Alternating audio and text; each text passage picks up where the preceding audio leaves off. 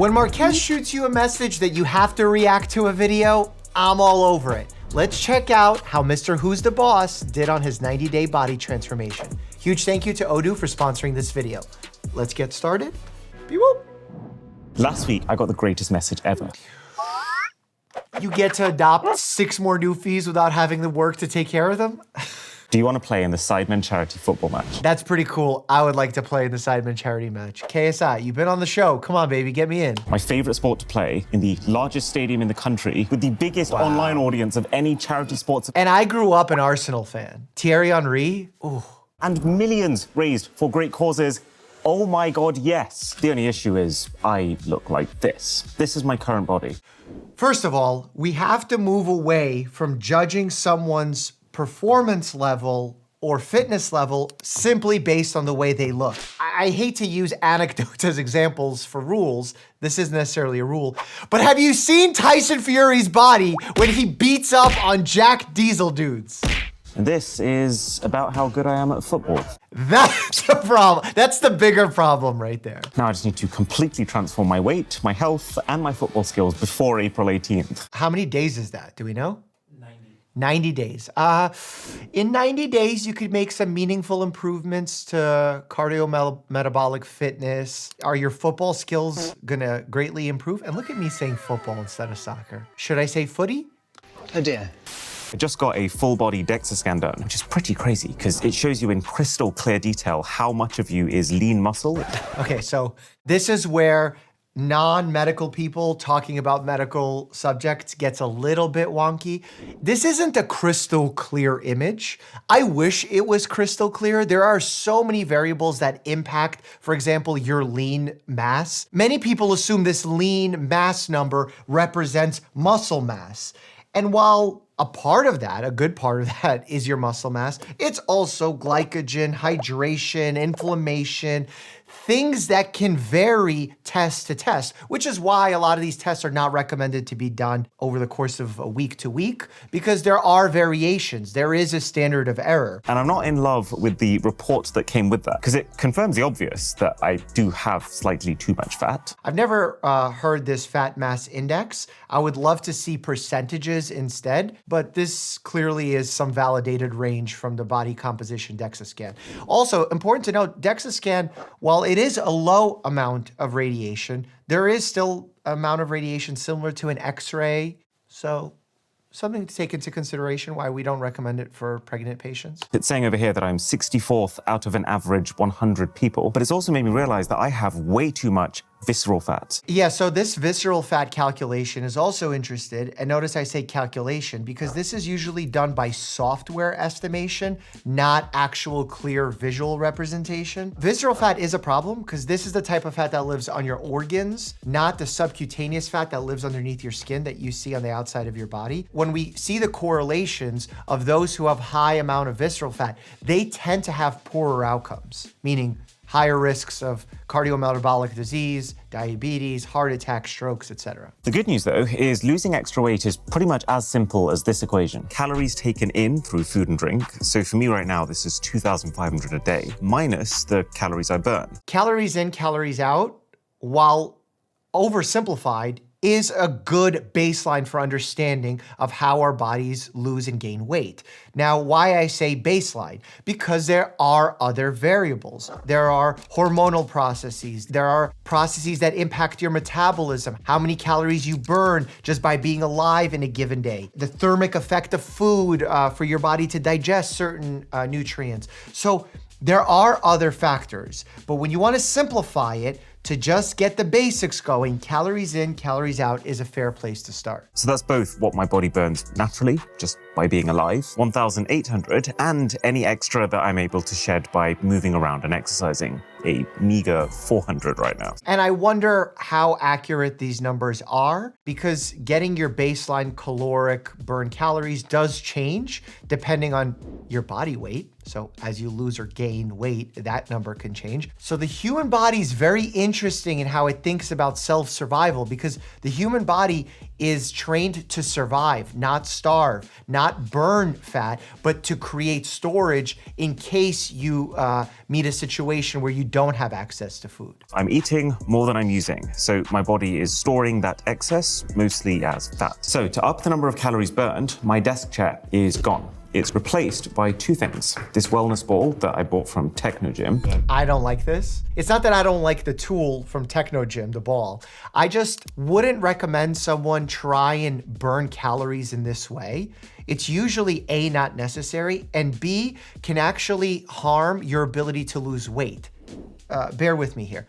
The reason why I say that is because in order to lose weight successfully in the long term, even in a 90-day cycle, you want to be focused on continuity. So your ability to show up day in, day out for your exercise, for your nutrition, and what can happen when you overuse core muscles, especially when you're going from 0 to 100 real quick, you can hurt stabilizing muscles, core body muscles, so much so that you aren't able to perform exercises in the gym and therefore are falling off your trajectory of maximizing your gains. Then the best under-desk elliptical that I've ever used, the QB Go. Is this an ad for all of these products? Because if it is, that's master level marketing. Props on that. I actually want to know the brand of the socks more than I want to know the QB thing. The most important tool in my entire arsenal is the incline walk. Walking at an incline on a treadmill honestly feels like a hack. It burns calories shockingly fast. It's not a hack. I wish it was a hack. I mean, I guess it's your definition of what a hack is. Walking on a treadmill on an incline certainly can get your heart rate up. And for some who, let's say, haven't been training for a long period of time and are unable to go for a light jog or a slow run, walking on an incline can provide that level of intensity with creating potentially some soreness, especially in the hamstrings, in the calves, in the shin bones. So you have to be quite careful with, again, going from 0 to 100 on such a high level of an incline. And finally, but most importantly, I also got to reduce how many calories I take in. That's actually the most important thing to take into consideration when it comes to losing weight. You could only burn so much with exercise. And our bodies, especially when not accustomed to exercising, cannot burn high amounts of calories to offset an unhealthy or extremely high caloric dense diet. I actually did a short about this. Some people didn't like it, but I thought it was a good visual representation of how long you have to be on a treadmill in order to burn some specific foods. That is why we talk about weight loss as primarily driven by nutrition, like 70% of it driven by nutrition. And again, in order to play in a soccer game, it's not really about weight loss, it's about fitness. So you gotta be careful about not driving your calories too low and then increasing energy expenditure too high, because that can create a mismatch and create injury, illness. Literally, you could get sick from losing weight too quickly. And I mean sick like hurt your immune system and get an upper respiratory infection. Last year was the first time that I started consistently snoring in my sleep, pretty badly. And weight gain is one of the most common explanations for that. That is one of the factors, absolutely. Snoring on its own is not a medical diagnosis, it's more of a symptom, even though I guess you could find an ICD-10 diagnosis code for it. I would be more concerned about sleep apnea, and if there were periods where he's apneic, not breathing, therefore not going through the full stages of sleep, not getting that deep, restful, restorative sleep. All leading to an average sleep score last month of 76 out of 100. And you know how I feel about these sleep scores. I think that if you got a poor night's sleep, you know it. It's not a shock to anyone. You wake up, you feel tired, you're dragging. When you wake up and feel great, and then your sleep score says it wasn't great, that can only hurt you. So I don't know the actual value of these sleep trackers outside of maybe some very intense experimentation. I think they only serve to fuel more anxiety. And now there's a whole body of evidence happening around this where we created a condition called orthosomnia, where people actually hurt their ability to sleep and have so much anxiety because of these sleep trackers. So here's the game plan to get that number up. First, 3 gadgets.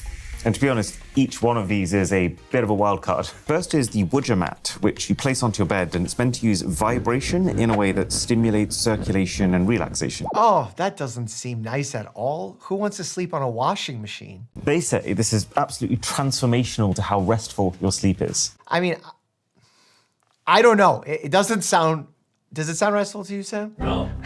The Elamind headband, which is the first to be clinically shown to fix the other side of the sleep equation, helping people fall asleep faster using precise acoustic stimulation. There's a lot of these gadgets on the market, and I need to really dive into the research behind them. There are some that work, especially when it comes to stimulating certain nerves, the vestibular nerves, in order to help people become sleepy, but they don't work very quickly. They're imperfect, especially these that work with EEG brain signals and create acoustic stimulation. I think if you need a tool to fall asleep, there needs to be a visit or a discussion with a doctor as to figuring out the reason why that's happening, as opposed to solving it with one of these gadgets. I found these glasses online by a company called Luminet, and they blast you with light, like the literal opposite of sunglasses.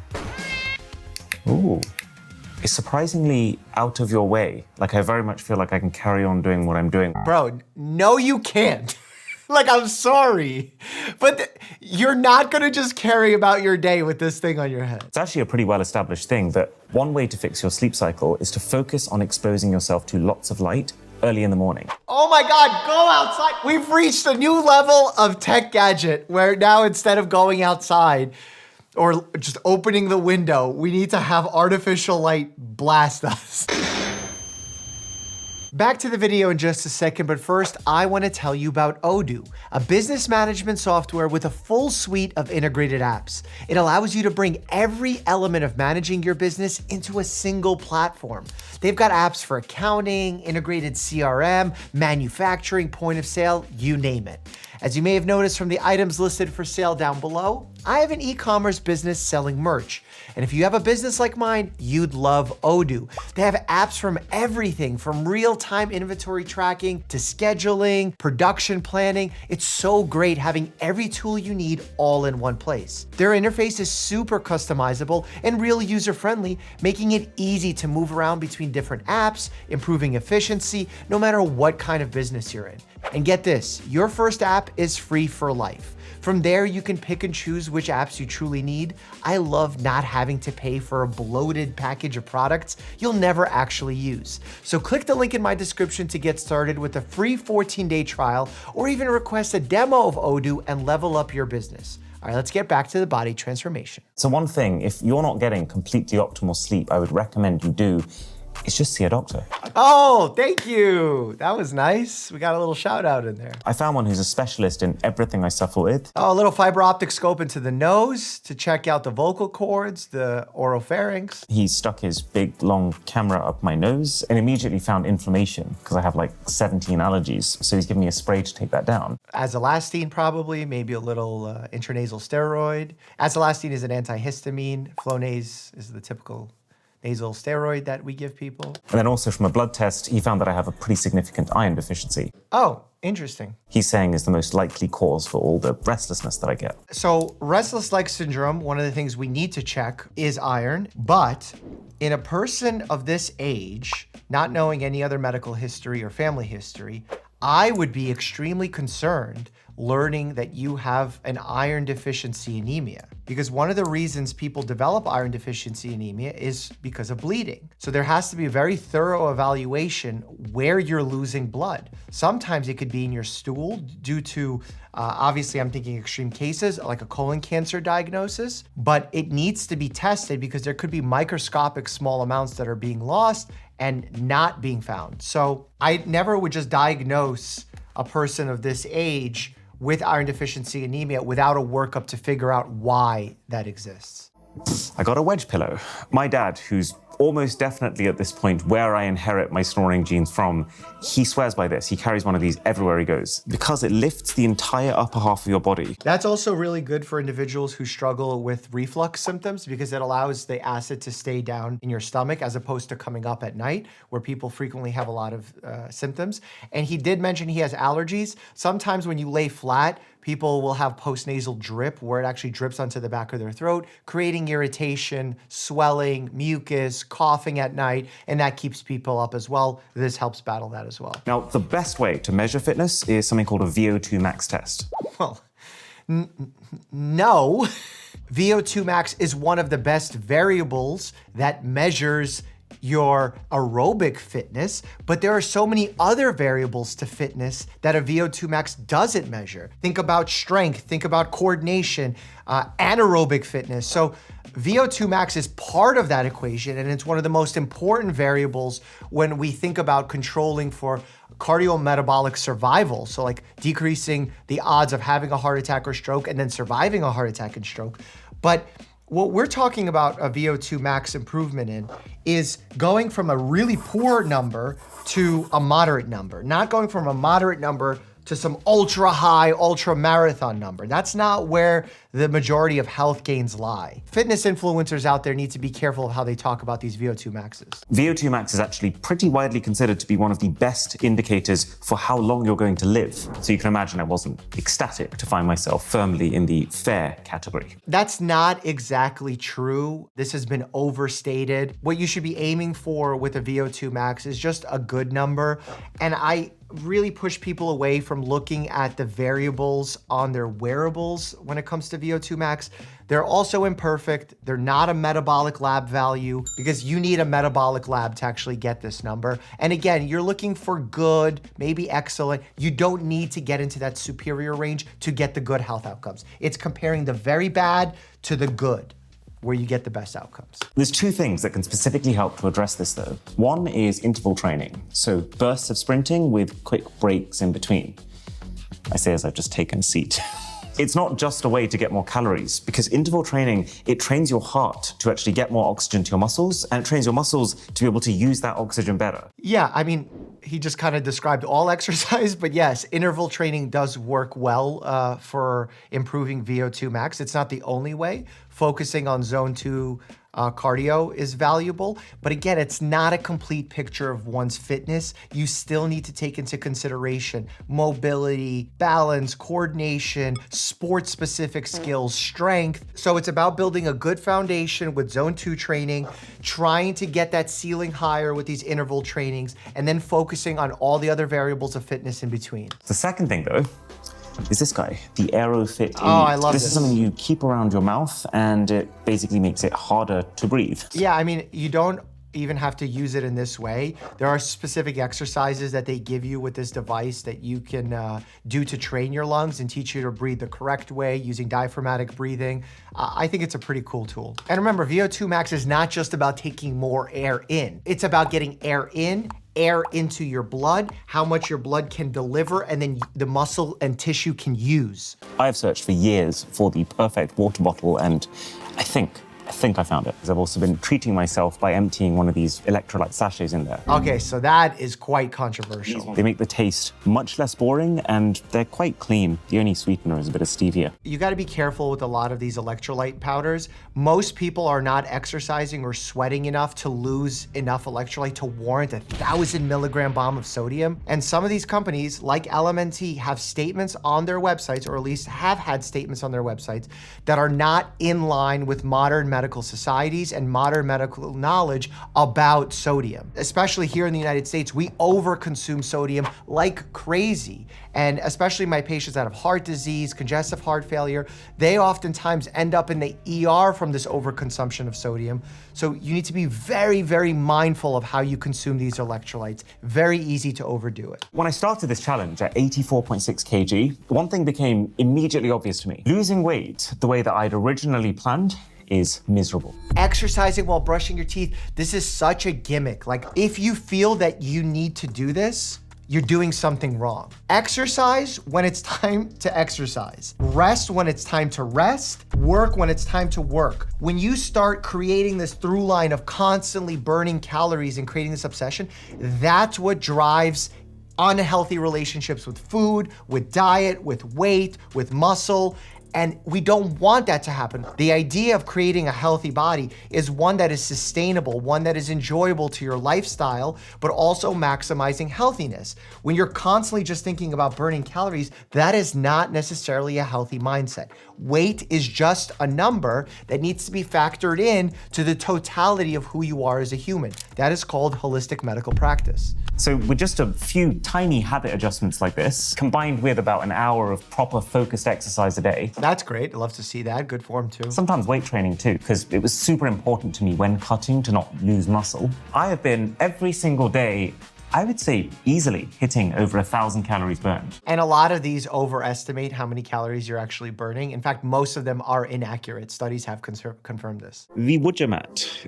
I forgot to mention the fairly important detail that this is what it sounds like to the confused wife trying to sleep next to you. To be fair, it is an amazing experience for the user. It just didn't help my sleep. Shocker. The Luminette glasses were better. There is no way you'd be able to rate whether they work. You're changing 20 variables in your life, drastically changing your lifestyle, and then are trying to rate whether or not, it's not like you could say if they're like you're not talking about their comfort, you're talking about their overall impact on sleep, and sleep is impacted by dozens of factors. There's no way you can give it a score at this point with this level of testing. It's just, I never felt that wake up translate to a better sleep like the things promised it would. So B tier. It shouldn't be B, it should be unrateable because there's no way you can give an honest score on those. Here's what really helped. 1, losing weight. How do you know you did all the things at once? I need to calm down. Everything's fine. I'm an adult. This is why elimination diets need to be so carefully monitored by a doctor. You don't just eliminate 30 foods and go, oh, I'm better, so I'm not gonna eat these 30 foods. You either A, eliminate one at a time and see how that impacts your symptoms, or you remove multiple items and then gradually reintroduce until you have that symptom recur. Science. Science rules. This wedge pillow I tried at the start did also help, but I see this as a temporary solution because it's just so damn uncomfortable. Another easy way of not using the wedge pillow is just putting like a 6-inch piece of wood underneath the foot of your bed on both sides, obviously. Gets that same principle of having you a little bit more upright, but without the cocked sensation of your body being forward. This is 400 calories in strawberries. There are a lot of foods, like nuts, for example, that I think it's fair to say are generally considered healthy, but that are actually ridiculously high calorie. If I were to make my entire diet just supposedly healthy dried fruit and nuts like this, then this would be the entire amount of food I could have in a day. Well, I would never put someone training for a soccer match on 1,800 calorie diet. It's just ridiculous. You need to build muscle. You need to rebuild the damage that you're doing to your body, especially when you're training for something as an undertrained individual. I think that was probably too much of a caloric restriction for what his goals were at the time. But it was really when I combined that concept with another concept, intermittent fasting, that the weight loss went way beyond what I even thought was possible. So I've been having my last bite of food at around 6 p.m. each evening for the whole journey. But then for the second half, I've also delayed my first bite of food the next day until 12 p.m. lunchtime. So all of my eating happens within these 6 hours. So intermittent fasting is interesting because it can help people lose weight, and he's claiming that it helped him a lot. I have success with it. I eat in a smaller window as well. But it's not because intermittent fasting has any sort of miraculous benefits like some of the proponents talk about. The real benefit and where you get your weight loss and the health benefits come from the fact that you have a shorter eating window, therefore you are less likely to consume calories. If I can only eat during an 8-hour window as opposed to a 16-hour window, suddenly there is less chance for me to eat more food just because of that time. Intermittent fasting means that as soon as you can eat pretty much anything and stay in a calorie deficit. Bro, you just showed those nuts. No, you cannot just eat anything. You eat that bowl of nuts, you're done for the day. You can now no longer eat. But yes, it would be quite filling and satiating to eat those nuts, but you'd still be hungry after 7 hours. I spent a lot of time over the last few months kicking balls through cones, rain or shine. But let's be honest, mostly rain. I've had blisters, lots of blisters. Yeah, soccer does give you a ton of blisters. The back of my heel when I played soccer in high school was brutal. And also a leg injury. I basically took so many shots at goal one training session that I tore my main shooting muscle. Shocking when you're eating at such a caloric restriction, sitting on a ball, just doing way too many activities and not getting enough rest. Remember, you need to exercise, but then you also need to recover. And recover is not just about time off from playing sports, but also re-energizing your body with the correct nutrients that it needs to heal. I did the scan again. It was pretty good. So in 3 months, we've come down from 21% body fat to 13.2. So we've gone from average all the way past fit and straight to athletic. And then for the visceral fat around my organs, while I was 79th out of an average 100 people at the start, I'm now 15th. It's great that he's getting such great results, and you can actually see the results on his body. The only issue I have here is it possible for him to stay consistent with this? Because these need to be lifestyle changes, not changes made for a 90-day program and then forgotten in order to maximize all these health benefits that we're discussing. And it's great that he did this challenge. It's always cool to challenge yourself. I did a VO2 max test at the start, which came out as fair. And so I was actually pretty taken aback by the fact that when I just redid that test, I've managed to move all the way from fair past good and straight into excellent. So is 90 days enough to transform your body? Turns out the answer is hell yeah. Also depends on what your body was when you started and what your goals are. And are you doing it in a healthy way? Again, I strive that important level of not yo-yo dieting and yo-yo exercising, because that's not great for the body. Are energy drinks as bad for you as they say? Click here to find out, and as always, stay happy and healthy.